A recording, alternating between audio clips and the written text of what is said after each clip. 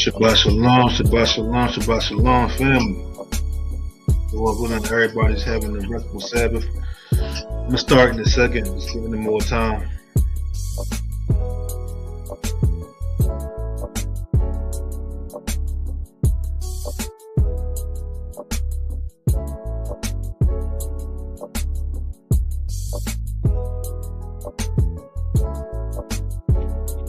Shalom, shalom. Shalom, Ashley. Shalom, shalom. How you doing, sister?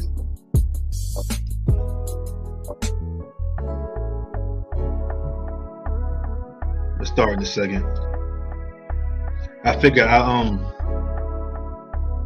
go through a topic I did before a while ago, but I know last time it was kind of complex and I covered a lot. So this time I'm gonna try to simplify it, Lord willing.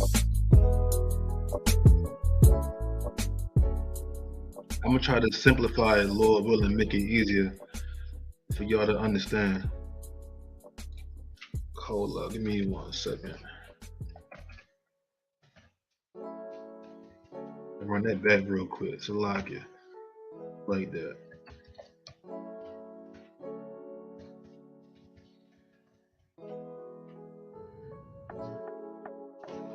Drop the email real quick. AC. Shalom, shalom, Shabbat shalom, Shabbat shalom. Yo, well, shalom, shalom, shalom. Yeah, like I said, I did this last time, but I know it was kind of complex because it's a lot to really it's a lot to take in when you're dealing with the Most High's clock, basically. Like when you first learn about it, or you trying to get an understanding, it can be tricky. Because like it's something completely new, like something we never been taught really. In school we've been taught lies basically concerning this. We've been taught a false understanding of time and how it works. So coming back into the knowledge, to the understanding, trying to relearn and fully understand how it works, it can be tough. So I'm gonna try to, Lord willing, make it simple this time around.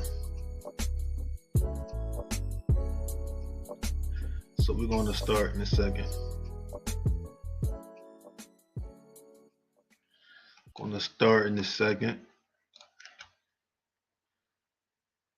Give me 1 sec. Salaki, y'all. Shalom to everybody tuning in. Give me 1 second.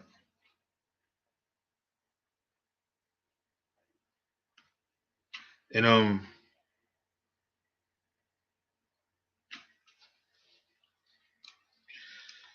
facts, that's right. I read some of Enoch and I see why they took that book out. Exactly. You will see exactly why. Like once you start reading and getting into it and really gain an understanding, you'll see, like, it becomes clear. You'll see exactly why people of the world and even people so-called the faith don't want you to read this book, because it holds a lot of information, a lot of truth, and a lot of wisdom in it. But as you begin to study more and really get in tune with it, things start to become clear and make sense. So all praise to the Father. Keep reading, keep studying. It's a lot in there. All the troubled hearts. Shalom, shalom, Shabbat shalom. But yeah, this topic is important. It's very important to understand, because when you're dealing with time, you also dealing with the feast days, because the Most High want us to keep everything at a certain specific time, and that timing can't be off. When you dealing with the holy days, everything got to be on point in its proper season. So it's important to understand um the calendar, the clock, so you'll know when and why and how feast days come in the way they do on certain days. Because you really have a lot of different dates, a lot of different dates. You hear people say, "Oh, tabernacle is this day." No, it's this date. It's that day. You hear people say trumpets is this day. It's that date. So many different dates. So many different dates. But if you understand how the whole entire clock work, because when you look up in the sky, you're really looking at a big old clock, basically. Look at the sun, the moon, the stars, and all that. It's a big clock. It's a big clock the Most High gave us right in our faces. So if you understand how that works and how to read it and how to understand it, we will know exactly when the feast days comes in, when it's supposed to. Because again, everything got to be kept in their proper season. That's important. It cannot be out of season. Like you can't keep Passover and it's still winter time. That happens a lot. People try to keep the feast days, all praises for that, but a lot of people have been keeping Passover while it's still winter, the winter season. You will have people keeping tabernacles still in the summer season, which you can go, doing that is wrong. So I'm gonna try to simplify it to make it really simple and easy to understand how to actually read it and how it works, so y'all yourselves can go look up and be able to track it and know when the feast days comes in. Because for example, with Feast of Trumpets, that's in 2 days. That's in 2 days. And then 8 days from that is not 8 days, 10 days from that is Day of Atonement, and 5 days after that is Tabernacles. So we in the time of the fall seasons, the fall feast days. So it's important to know. But before we dive into it, I'm gonna bring this out real quick. Genesis 1-14. Always gotta start with this because this is the foundation, this is the beginning. So Genesis 1-14, it says, "And God said, Let there be lights in the firmament of the heaven to divide the day from the night, and let them be for signs and for seasons and for days and for years."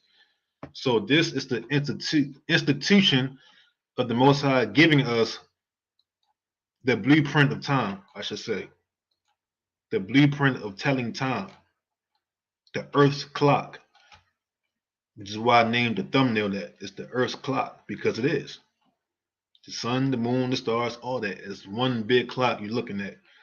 And it's a blessing to be able to understand that and know how it works. It truly is. Because when you know it, you know it. Like, can't nobody say nothing else. You just know it. So that's going to be the goal of that today, Lord willing. So once again, Shabbat Shalom to everybody tuning in.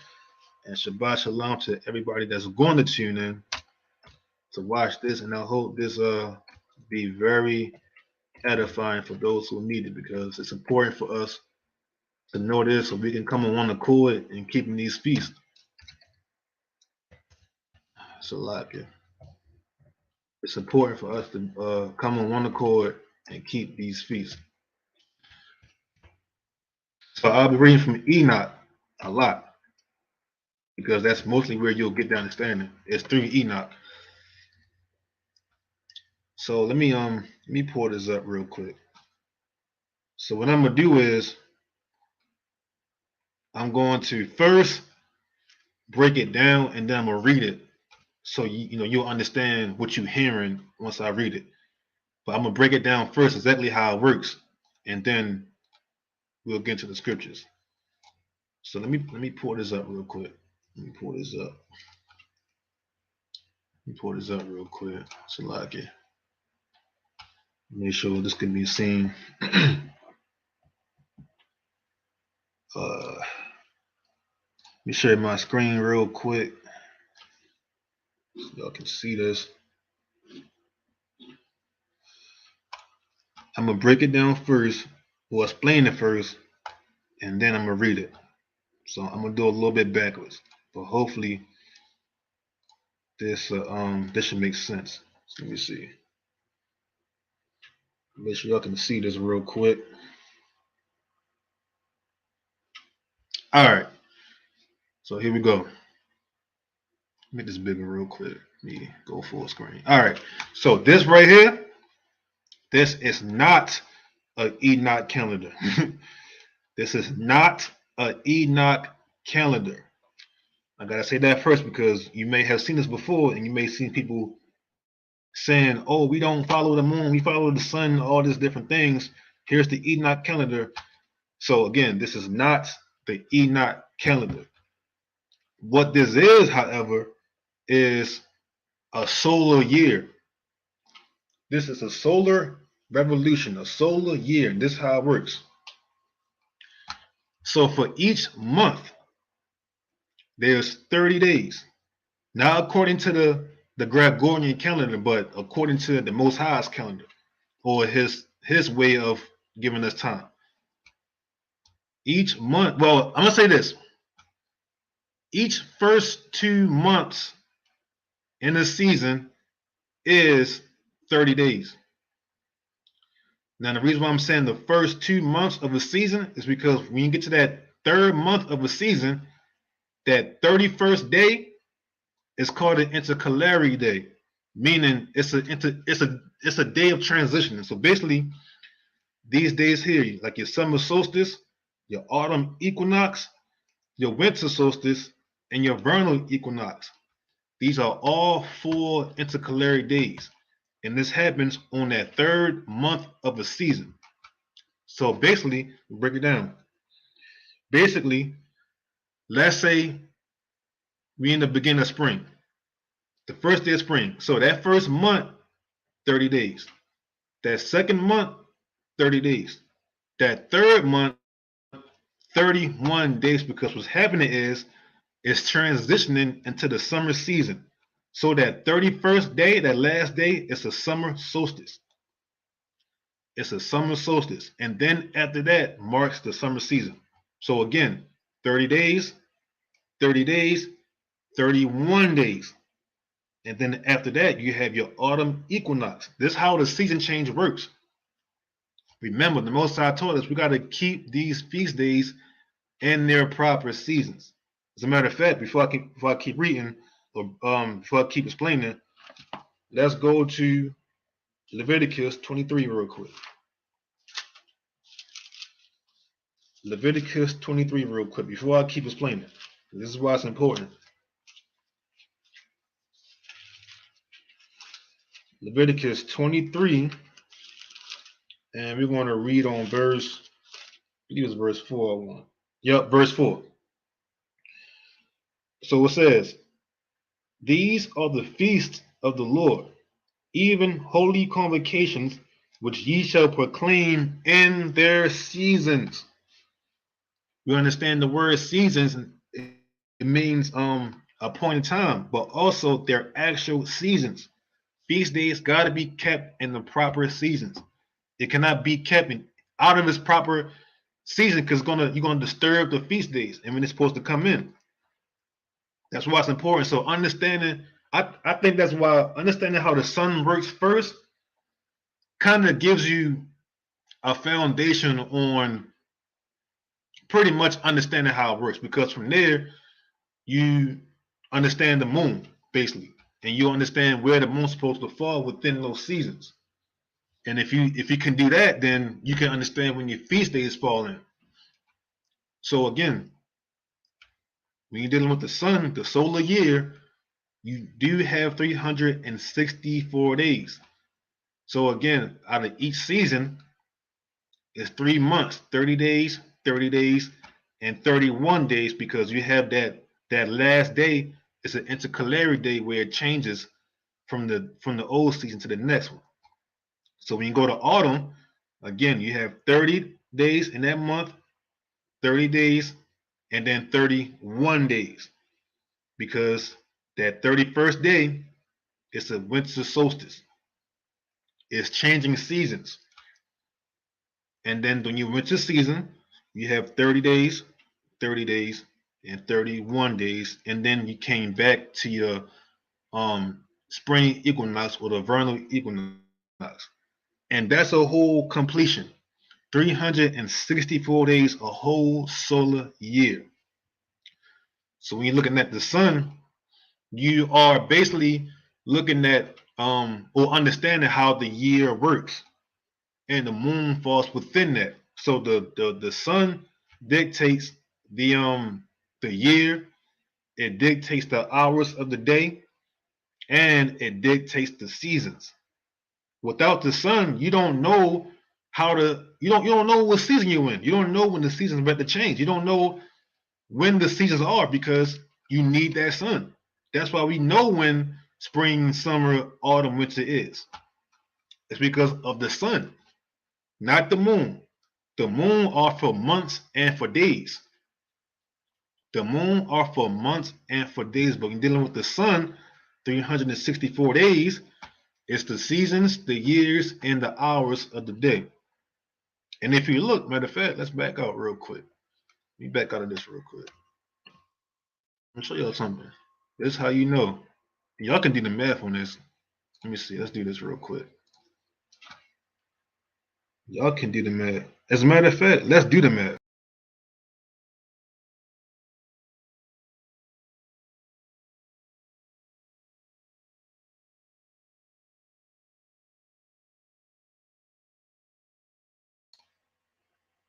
My bad, y'all. I'm tripping.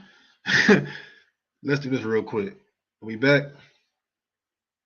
We back? All right. So I'm gonna show y'all real quick, because we just had a season change. We just had one, I think, 2 days ago. I'll show y'all real quick. What is it? Fall equinox. Look up fall equinox. I'm gonna show y'all.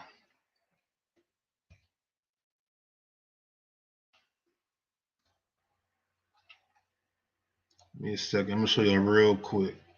So look, y'all can look it up too if y'all want. I'm gonna type in fall equinox and I'm gonna show y'all. Share my screen again real quick so y'all can see this.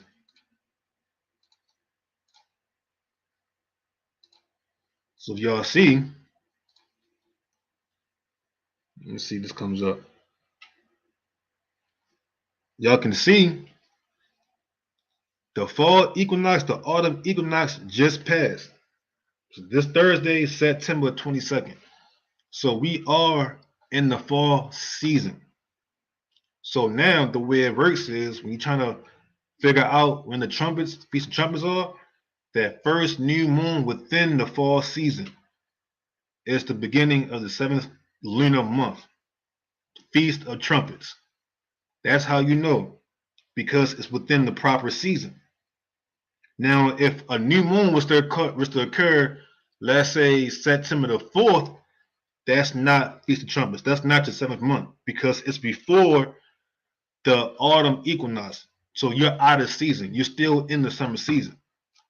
Because sometimes the moon, it will fall just before the autumn equinox. That can happen. And that's why we're gonna read too in equinox, it talks about those leap years, not leap years, leap year of moons. Meaning at certain points in certain years, you got to add an extra month because the moon cycle is not the same as the sun cycle. And we're gonna break that down too, Lord willing. But I wanna try to keep it very simple. So I'm pull it back up real quick. I'm pull this back up so y'all can see again. I know it's kind of complex, but I'm gonna try to understand how this works. Let me do this real quick. Let me share my screen again. So y'all can see. We're going to share this right here. All right, boom.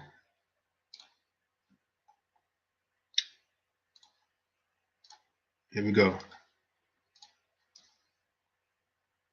So 364 days. Now the way it looks like this. Because the sun is the one that's doing the orbit clockwise. The sun is doing the orbit clockwise, just like this. Now I brought this out last time, but I'm gonna try to make it more plain this time around. Now these numbers here is counting.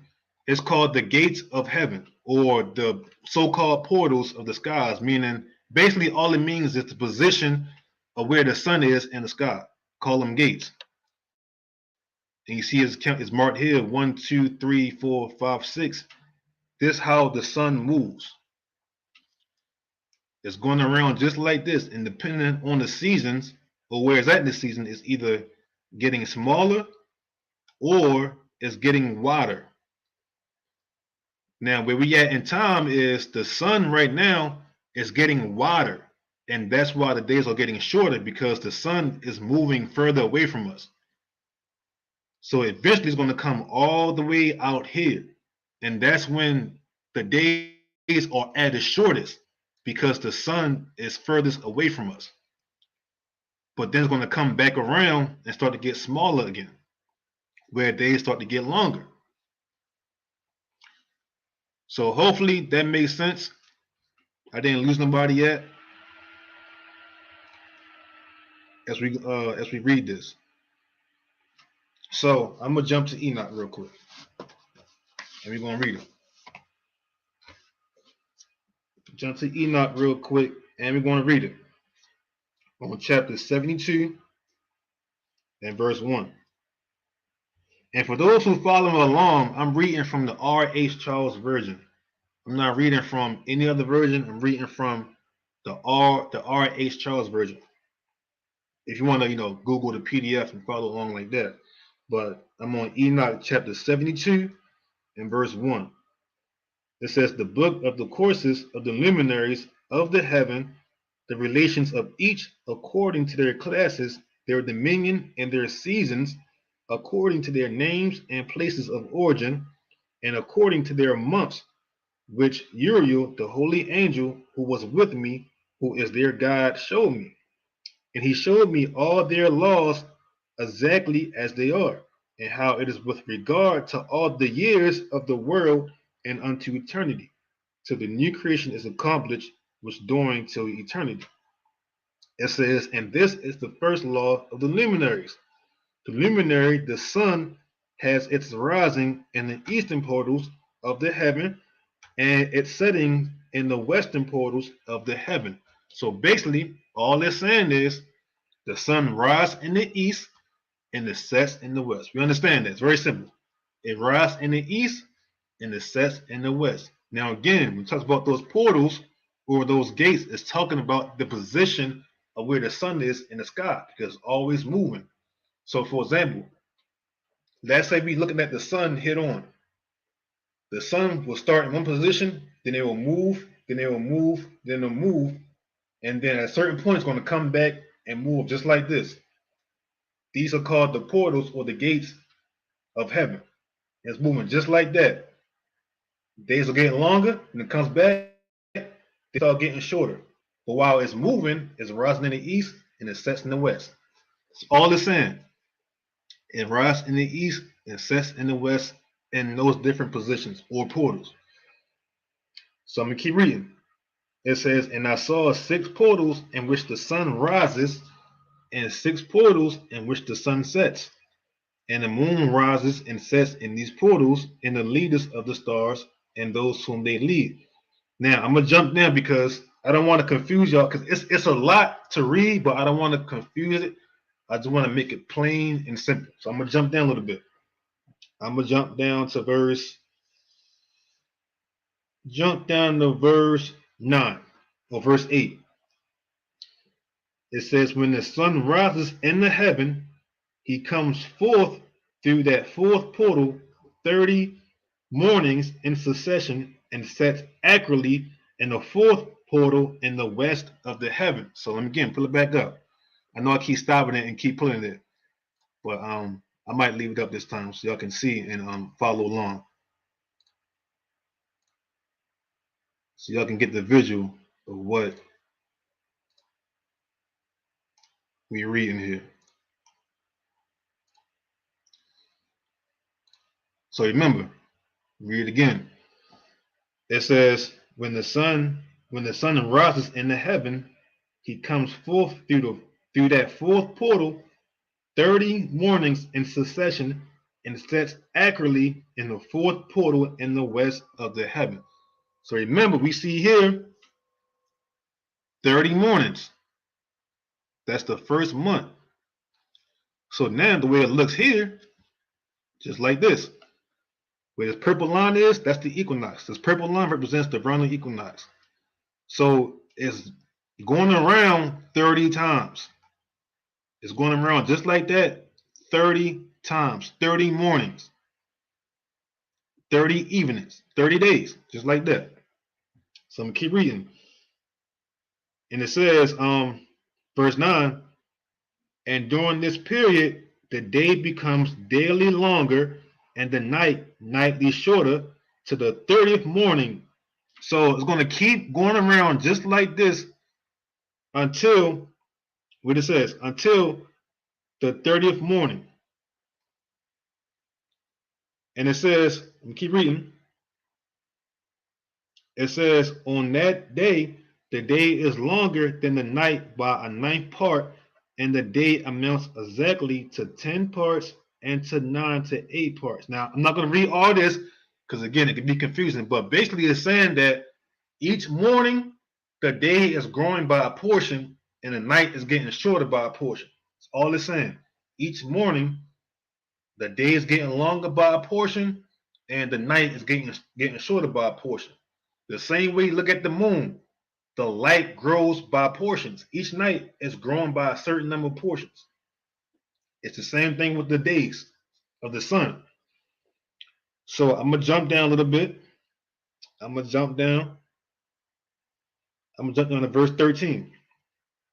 It says, and it returns to the east and enters into the sixth portal and rises and sets in the sixth portal 1 and 30 mornings on the account of the sun. Now, as a matter of fact, let me go back up a little bit. I skipped a little bit. Salaki. Because right now we here. We starting here at the fourth gate, the fourth position. We here. So let me jump down a little bit. It says, and the sun rises from that fourth portal and sets in the fourth portal, and the day becomes, oh, Salaki. And the sun rises from that fourth portal and sets in the fifth portal of the east 30 mornings and rises from it and sets in the fifth portal. So 30 mornings is growing, then it's going to come over, it's getting shorter to the fifth one, then it gets shorter to the sixth one. And then by the time it reaches this yellow line, that's the summer solstice. So it's going all the way around for 91 days till it get here. That's what it's doing. And when it get here, once it gets to the summer solstice, what's going to happen is it's going to traverse its rotation or its orbit, meaning it's going to start to grow. It's going to get bigger. It's going to start to move and come back out. So let's read that though. Let's read it. I'm gonna jump down to verse. Let me find it. Let me find it. I'm gonna jump down to verse 16. Verse 16. It says, and when 30 mornings are accomplished, the day decreases by exactly 1 part and becomes 11 parts in the night 7. And the sun goes forth from that 6th portal in the west and goes to the east and rises in the 5th portal for 30 mornings and sets in the west again in the 5th western portals. So what's happening now is once it reaches the 6th gate or the 6th portal, it's coming back out and it's going back to the 5th. And eventually it's going to come back to the 4th, which is now the fall equinox. This is now the fall equinox. Then it's going to come back out. It's going to go all the way to the reaches 1. This 1 here is the winter solstice. This is the winter solstice. And once it reaches that, it's going to come right back around and start to get short again. Back to 2, back to 3, back to 4. And once it comes back to 4, that is a full 364-day cycle. From here to back here to back here. A full cycle. So again, from 4 to 6, back to 4, down to verse 1. I said verse 1. Back to gate 1 and all the way back. That's the full solar cycle. The solar revolution.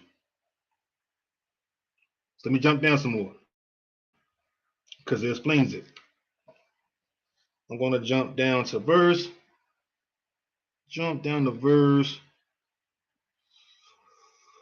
Let's see. Let me find it. Jump down to verse, because it's a lot on this, but again, I want to make it simple. I don't want to confuse y'all with too much details when, they can be simplified. So I'm going to jump down to verse 25.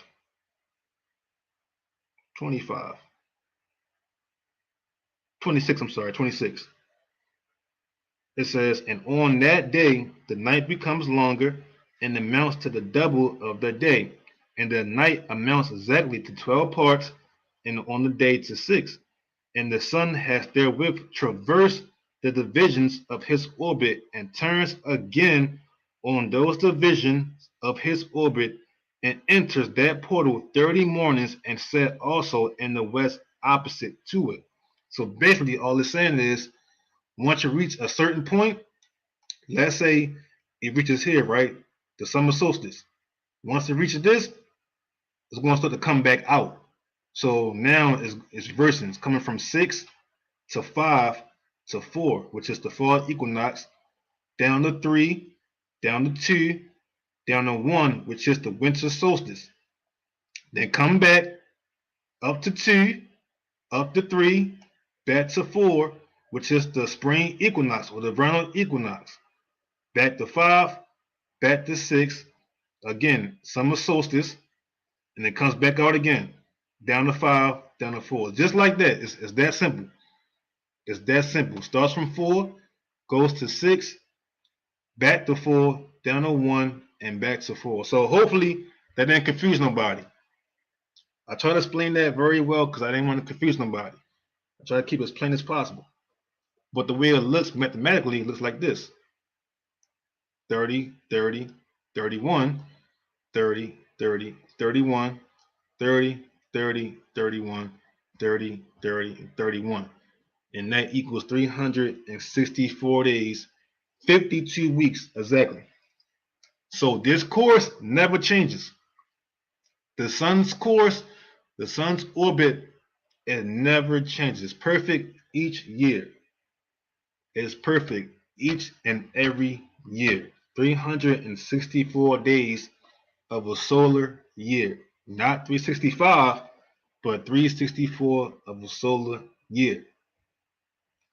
So when we understand this, when we understand how this works, now we can talk about the moon. Reason being, the moon is a little bit more complicated than that, than the sun. Let me do this. All right. So the moon is a little bit more complicated than the sun. As a matter of fact, let me see if I can pull up a picture real quick so y'all can see the phases of the moon.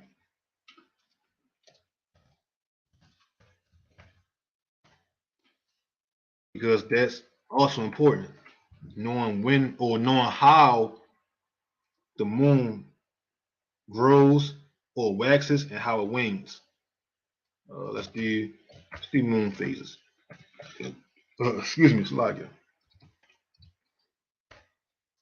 That's also important because now you're dealing with things like new moons, things like that. Well, when it's the new moon, all that stuff. But if you know how the moon works in its phases, then you'll know exactly what the new moon is. Exactly. So let's pull this up. Let's pull this up real quick. Let me see. Do I want this? I'm gonna try to find y'all a simple illustration. Let me find y'all a simple illustration so y'all can see exactly how this works. Okay. All right. I like this right here. I like this right here. Let me pull this up. Can I make this bigger? I don't think I can. Let me share my screen real quick. I'm going to make this bigger if I can. All right. Check it out, right? I like this right here. Let me see if I can to pulls up.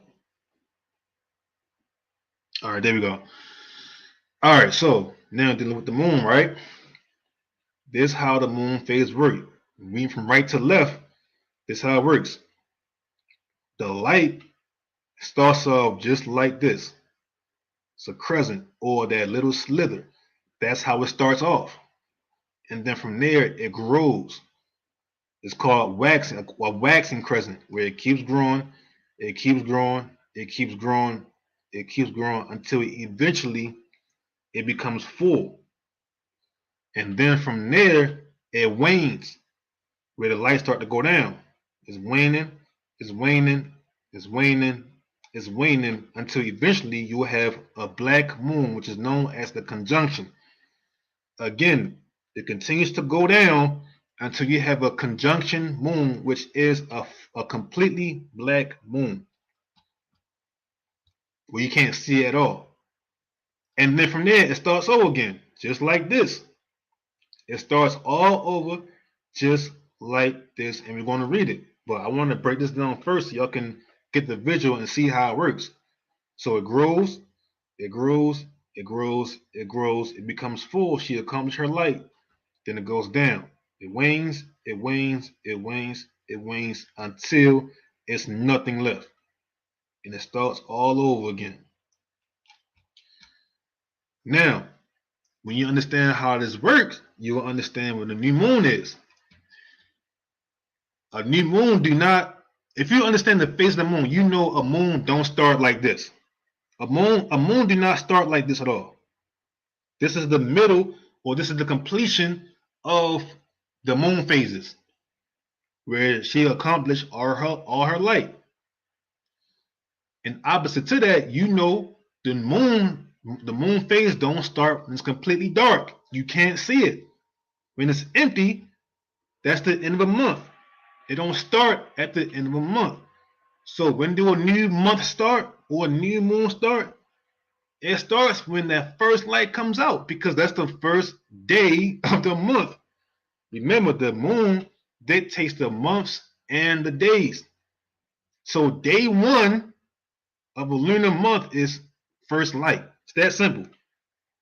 Day one of a month is the first light. Day one of that first light. And the way it works is, again, we're going to read it, but I'm trying to break it down first so it's plain. It takes about 14 to 15 days for it to become full. Once it becomes full, it takes about another 14 to 15 days for it to be a conjunction, to be dark. Then it restarts. 15 days going up, 15 days going down. 15 days going up, 15 days going down. That's how it works. Now, to get more specific, to get a little bit more specific, technically it takes the moon 29 days for it to complete a full cycle. And that's where it gets tricky. A moon don't have a perfect phase system. It's odd. It's 29 days, not 28. It's not 30, but it's 29. So because of that, each month, when you compare it to the sun, each month the moon is falling behind the sun.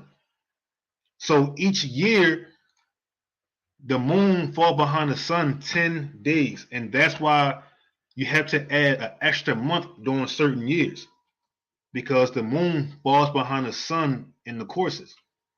So the third, the fifth, and the eighth month, you got to add an extra month to keep everything in its proper seasons. Because if you keep going year to year to year, following only the moon, you're going to end up keeping Passover in the fall time. You're going to end up keeping tabernacles in the winter time. If you keep going each year only strictly moon, your days are going to be off. Your season is going to be off. And that's why I started with the moon first. I mean the sun first. The sun is like the base of the years, because it's a perfect system of its seasons. And then from there, you got to find out where the new moon falls within those seasons. And that's how you attract your holy days. What season we in, and where did the new moon fall within that season? What season are we in, and where did the new moon fall within that season? That's how you attract your feast days. But again, dealing with the moon, it takes about 14 to 15 days for it to become full, and about another 14 to 15 days for it to be a dark moon. Then the cycle repeats itself, just like that, waxes and the wanes. But let's read it though. That being said, let's read it, because we're going to break it down. So I'm in Enoch chapter 74 now, talking about the lunar year. I'm going to jump to Enoch 74, talking about the lunar year. We talked about the solar year, but now let's talk about the lunar year. So in verse 1, Enoch 74 and verse 1. It says, "And I saw another course, a law for her, and how according to that law she performs her monthly revolution." It says, "And all these Uriel, the holy angel, who was the leader of them all, showed to me in their positions.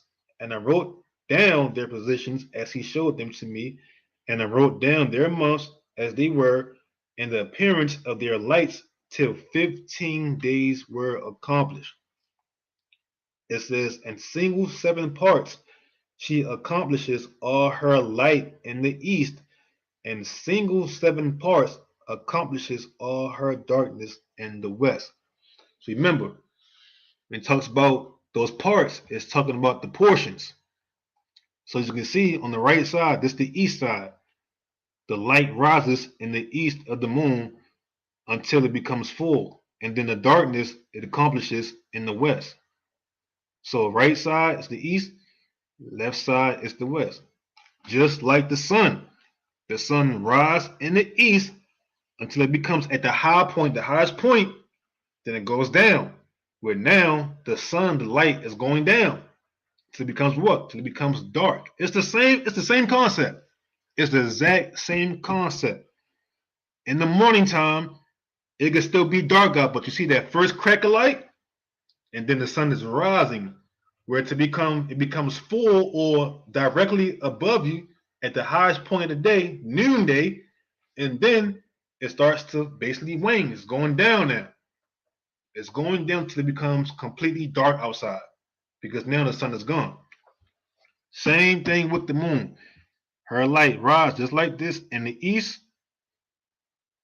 until she becomes full, and then the light sets in the west, just like that. The moonlight rises in the east till she becomes full, and then she sets in the west, just like that. So, Lord willing, um, that's kind of that's somewhat clear for y'all. Cause last time, like I said, it was pretty much more complex, but hopefully that makes sense. But let's keep reading though. It says, verse 4.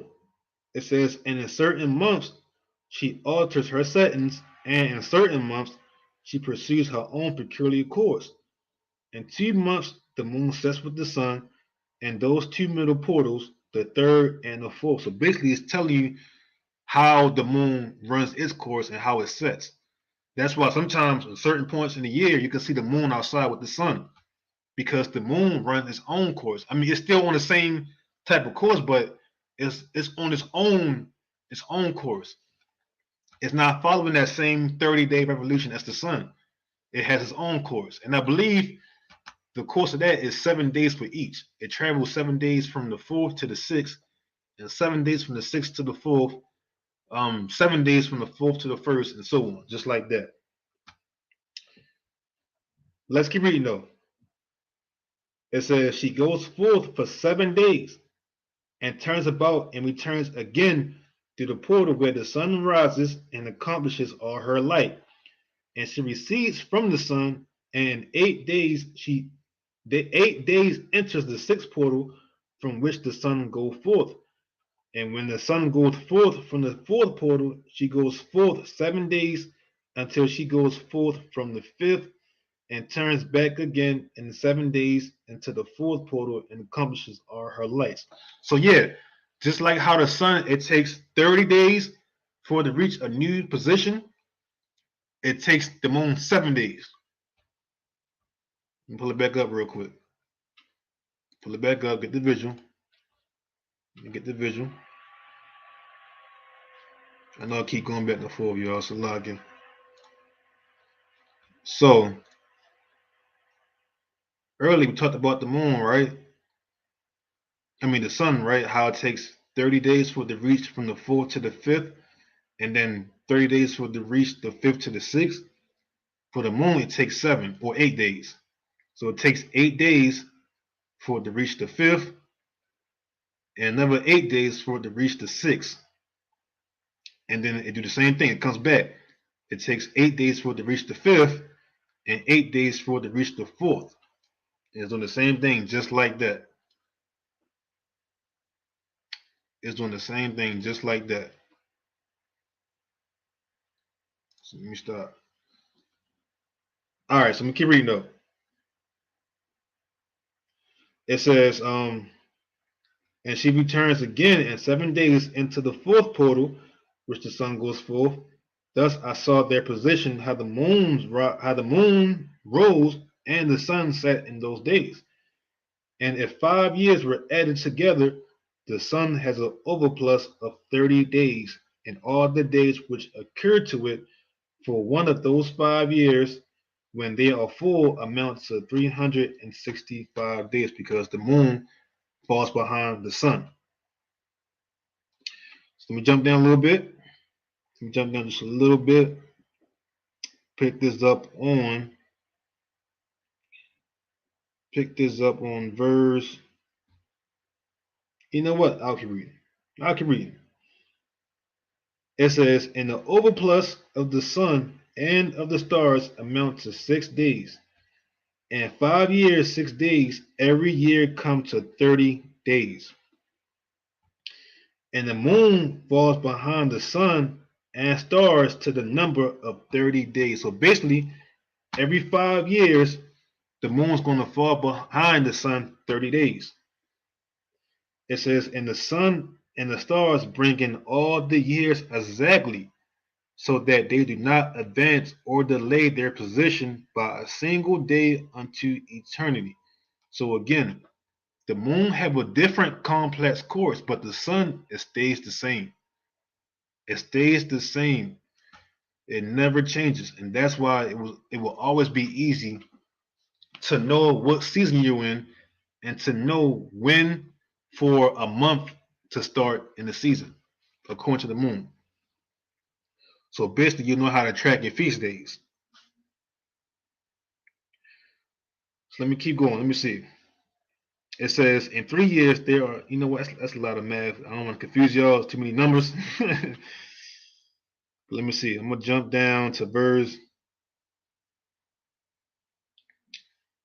Where I want to pick this up at.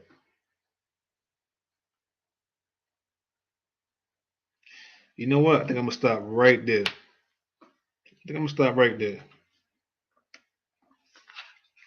I think I'm gonna stop right there. And I'm gonna jump to chapter 78. I'm gonna jump to chapter 78, and I'm gonna start this on verse 4. Because we still talking about the moon. So let me share my screen real quick. Let's do this. Still talking about the moon. So we back here. So Enoch 78, Salakia, chapter 78 and verse 4. It says, in the circumference of the sun, there are 7 portions of light which are added to it, more than to the moon. And in definite measures, it is transferred to the 7 portions of the sun is exhausted, meaning the sun shines 7 times brighter than the moon. It says, and he set and entered the portals of the west and make their revolution by the north and come forth through the eastern portals on the face of the heaven. Now the moon again, it says, and when the moon rises, 1/14 part appears in the heaven. That 1/14 part is that thin slither of a crescent. It's a very thin slither. That's called a 14 part or a 14 portion size. It says, and 15 Salaga. And when the moon rises, 1/14 part appears in the heaven. The light becomes full in her, meaning it keeps going up. It says, on the 14th day, she accomplishes her light. So when you're looking at 14 portions, it's going up by 14th, by 14th, by 14th, by 14th, all the way into the 15th or the 14th day until she becomes full, just like this. So again, it says, and when the moon rises, 1/14 part appears in the heaven, the light becomes full in her. On the 14th day, she accomplishes her light.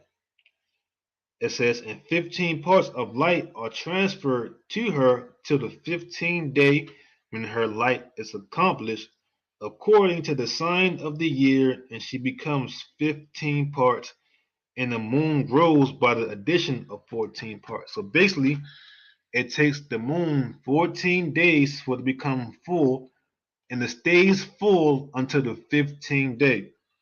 That's why sometimes you may go outside, you look at the moon, it's full 2 nights, or appears to be 2 nights, because it stayed full until that extra night. And then after that, it goes down. See where I'm reading from Enoch chapter 78. Enoch chapter 78, and I'm on verse 8. So like it, Enoch 78 and verse 8.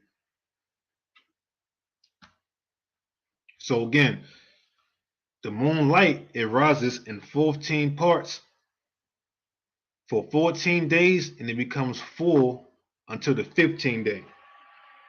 That's what Enoch breaking down. So hopefully that makes sense, Lord willing. So check this out. Verse 8, it says, in her waning, the moon decreases on the first day to 14 parts of her light. So on the first day she starts to go down, she decreases by 14 parts. That's the first day of the moon going down. And it goes down by 14 parts. The same way it rises. And keep reading on. It says, on the second to 13 parts of light, on the third to 12, on the fourth to 11, on the fifth to 6, on the sixth to ninth, on the seventh to eighth, on the eighth to 7, on the ninth to 6, on the 10th to 5, on the 11th to 4, on the 12th to 3, on the 13th to 2, on the 14th to the half of a seventh, and all her remaining light disappears wholly on the 15th day. So it broke down thoroughly all the days of the moon and how it goes down by 14 parts until the 15 days she becomes dark, a complete conjunction. And at that time, when it's a complete conjunction, the month is at an end, not a beginning, it's at an end. Because again, some believe that the new moon starts when you can't see it. It makes no sense, but not trying to be funny or no shade, but that's not when it starts. It starts when that first light is there, that first thin slither of light. That's the first day of a new month. So I'm gonna keep reading. So verse 9, it says, and in certain months, the month has 29 days and once 28. And this is why you also can't keep Sabbath according to the moon cycle, because it's very inconsistent. It's very, very inconsistent when it comes to calculations, because the moon cycle has 29 days and it says once 28 days.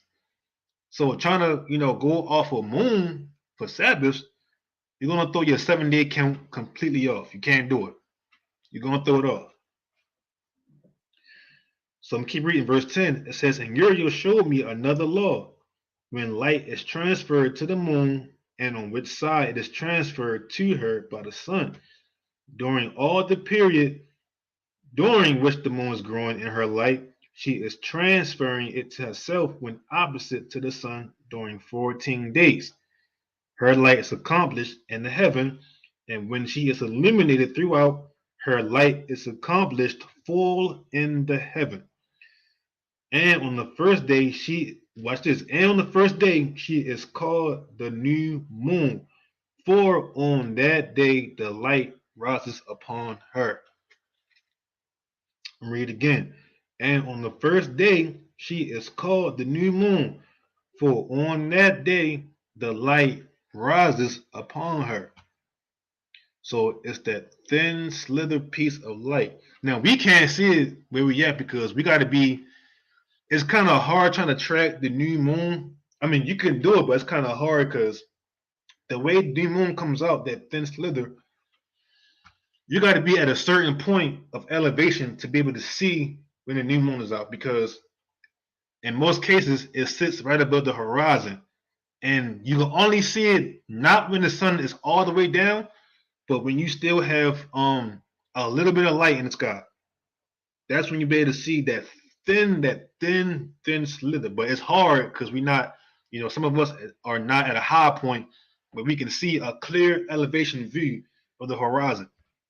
But that's how the new moon comes out. That thin slither of light right before it gets completely dark. That's the first day of a new month. So I'm gonna keep reading. It says she becomes full moon exactly on the day when the sun sets in the west, and from the east she rises at night, and the moon shines the whole night through till the sun rises over against her, and the moon is set over against the sun. That's why, I don't know if y'all noticed, but when you first see a full moon, when you first ever see one, you will see how it's on the east of the skies, not the west, but it's on the east, and you only see it first when the sun sets completely. When you first see the full moon, you will see it on the east side of the sky when the sun is completely down. That's how it works. When when that first full moon comes out. So let me keep reading though. Verse 14. It says, on the side whence the light of the moon comes forth, there again she wanes till all the light vanishes, and all the days of the month are at an end, and her circumference is empty, void of light. I gotta read again because it's crucial. It says, on the side whence the light of the moon comes forth, there again she wanes till all the light vanishes, meaning it's gone, it's dark, and all the days of the month are at an end, and her circumference is empty, void of light. That's your conjunction moon. That's the conjunction moon. Let me see if I can type this real quick. Let me see.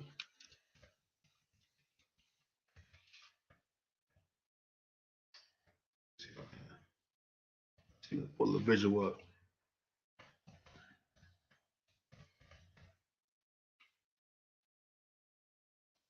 Got that wrong. Let me see. Let me see and get a visual. See, they keep showing these crescents and these new moons. See if I can find the conjunction moon. Let me see.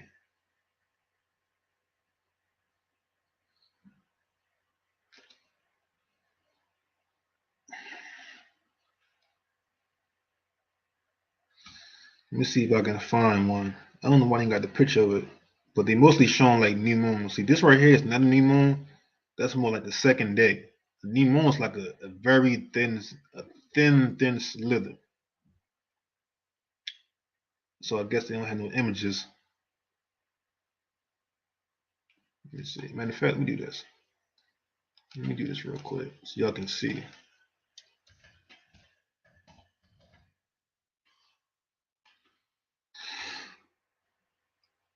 So it's gonna look something like, let me see.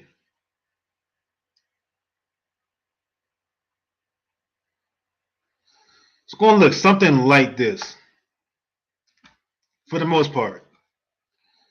And this right here is how a new moon will look. This is how a new moon will look. That thin piece, that thin slither.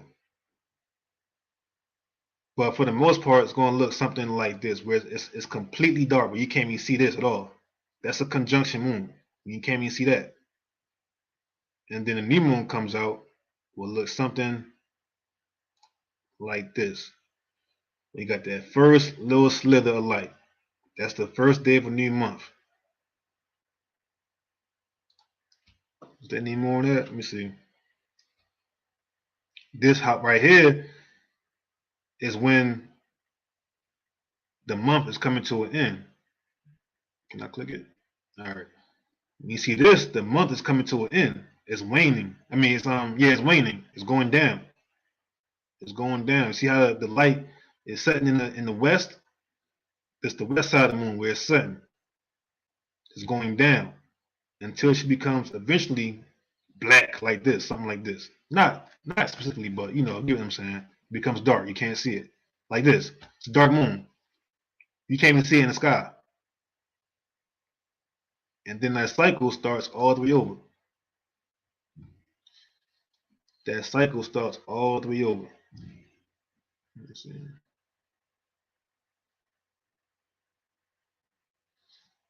me find one more. I'm trying to find a good one.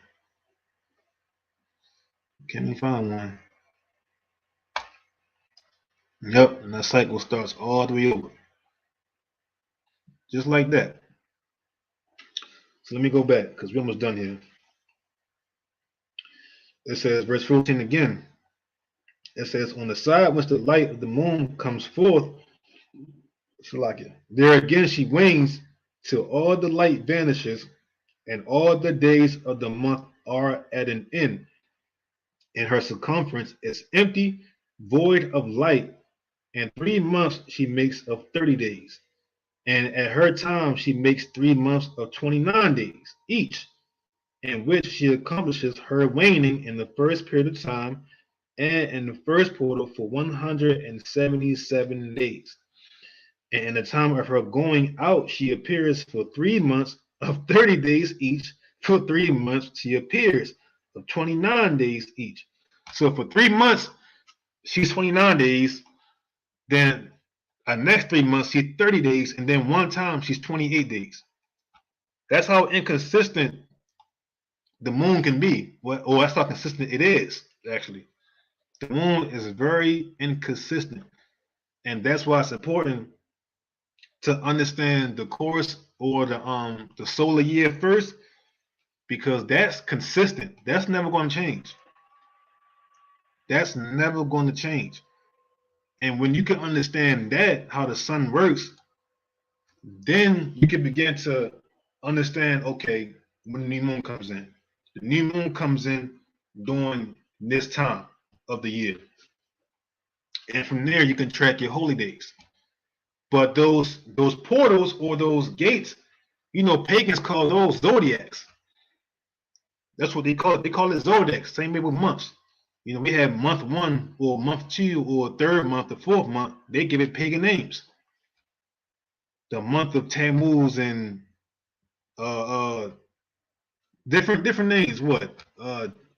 What Tammuz and January and February and what's the other ones? Those ancient Babylonian pagan month names. It's a lot of them. But that's what they did. They gave them pagan names. But to us, these are different regular months and different gates of the skies, different gates in the heavens. They're not zodiacs. It's not Aries and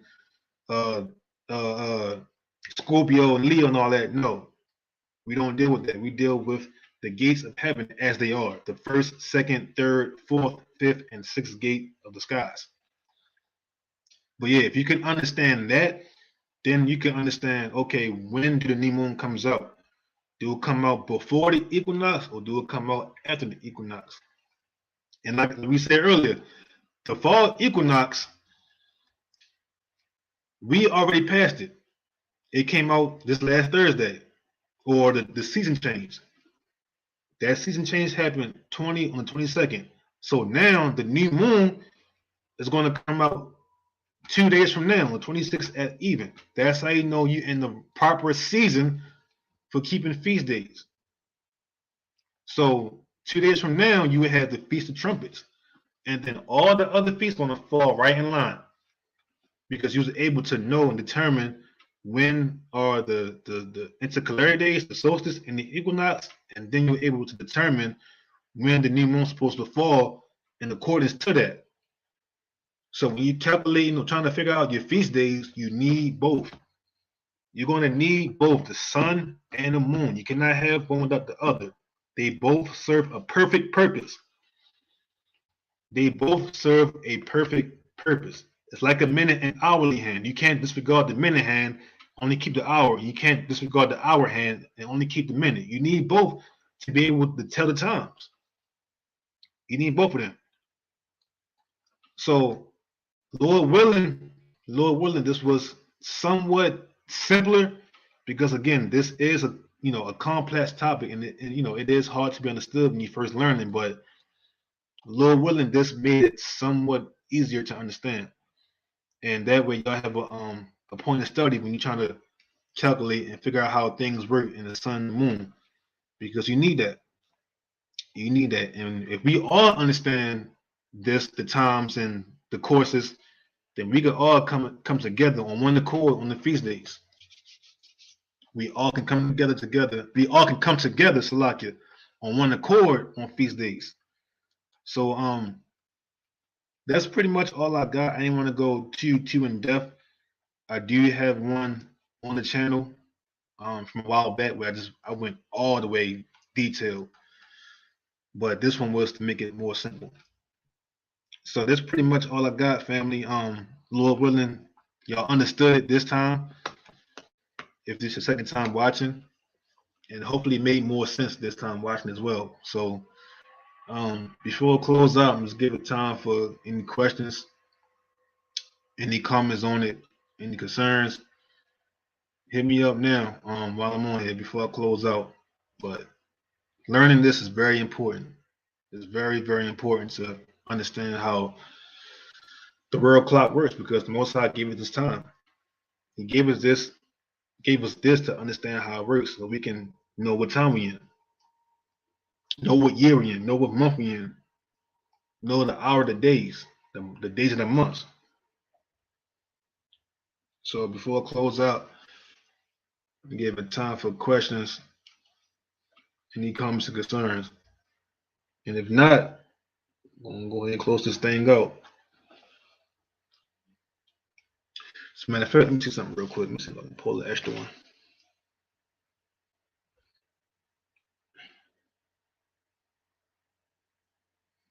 I ain't got nothing. So if anybody want to contact us before I close out, I'm gonna drop the email again in case I didn't see it. Let me see. This yeah, Howard Shy.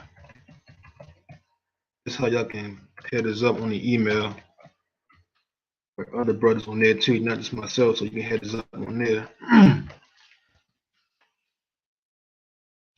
There we go.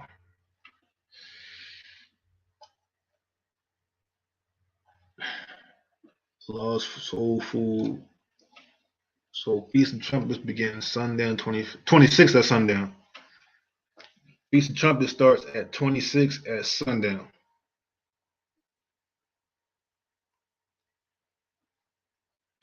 Feast of Trumpets at 26 at sundown. Day of Atonement is on October the 6th at sundown. And Feast of Tabernacles is on October the 10th at even. So 2 more weeks for Tabernacles. 2 more weeks.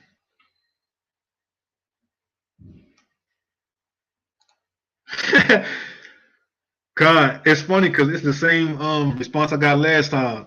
I definitely had to watch again for more understanding. God, absolutely, definitely do. I got the same response last time because it's complex. It's very complex when you first learn it. So definitely watch it again. Or hit me up. You can hit me up directly too. We can go through a little billing.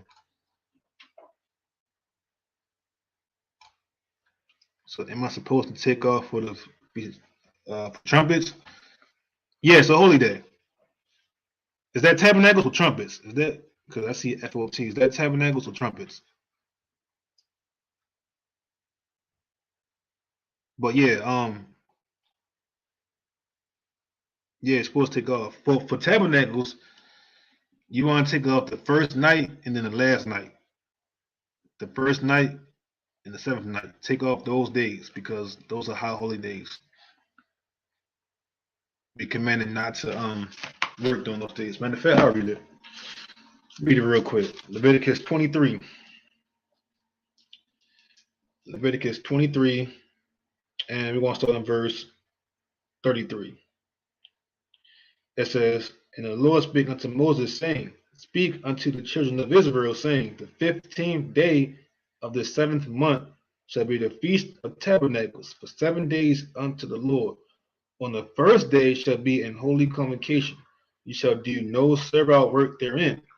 7 days he shall offer an offering made by fire unto the Lord. On the 8th day shall be an holy convocation unto you, and ye shall offer an offering made by fire unto the Lord. It is a solemn assembly.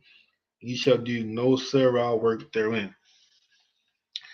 So yeah, the first and last day is no working.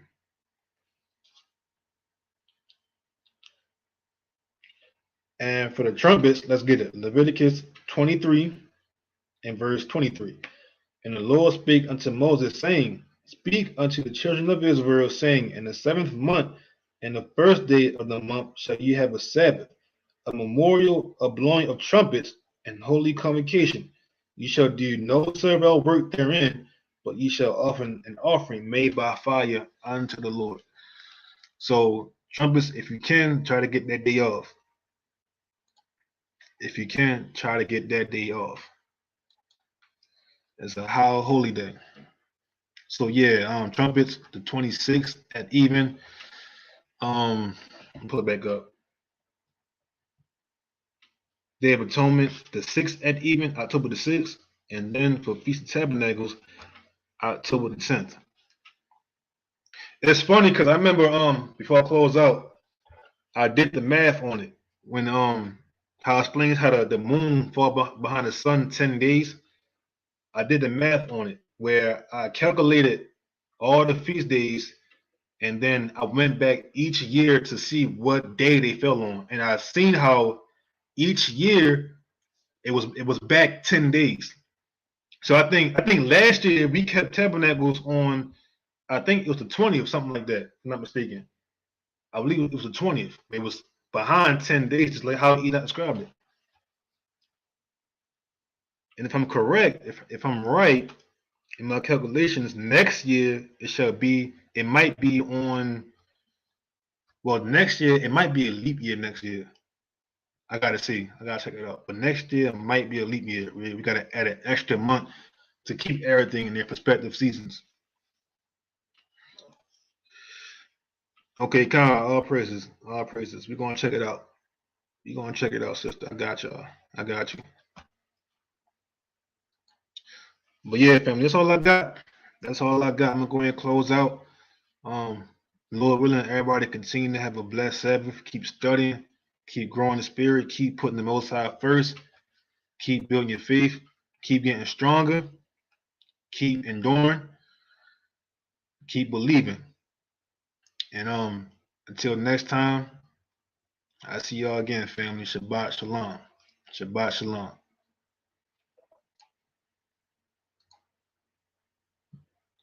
Thank you for all the word, sister. All praise to the Heavenly Father.